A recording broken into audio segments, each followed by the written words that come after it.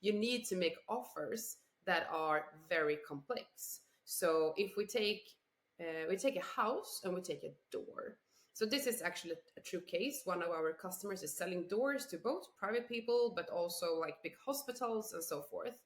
Then, I mean, everyone knows a door. It's quite simple. But if you take doors to a hospital, then the needs are completely different, and you can have a lot of doors with quite similar setup, but yet you have to, you have to ensure that everything works together. You have to ensure that there's the right margin on them, and so forth and so forth.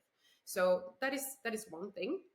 One other thing I can see the trends are going at is more and more systems that will be needing integrating with each other. So typically when you have a CPQ, you have a CRM. So first of all, you have a CRM, you have the CPQ. And then often you put on some kind of e-signature. Maybe you have an ERP integration depending on how many products and articles you have. And then on top of this, you might have a BI system. So this is like a normal CPQ setup as of today. But we can see that niche CPQ players are evolving. That actually, I think this is very, very funny. A CPQ tool that is integrated to another CPQ tool, or a CAD system or PIM system and so forth. That is also a trend I'm seeing. And of course, as always, when it comes to system implementations, they must be user friendly.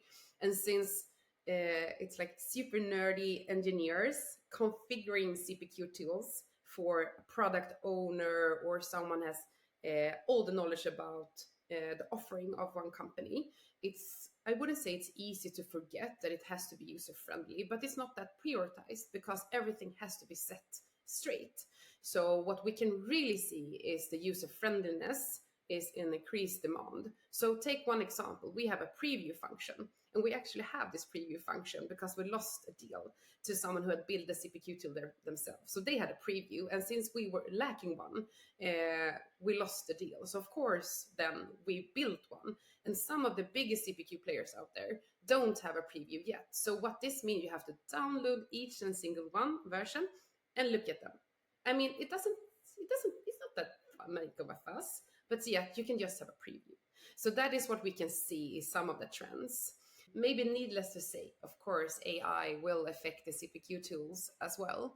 And what we are talking about with our customers is to help them to be as efficient they can be with their pricing model. So we can give them intel about how they can evolve their pricing model and how they should actually apply it. So that is something I think AI could be very, very powerful.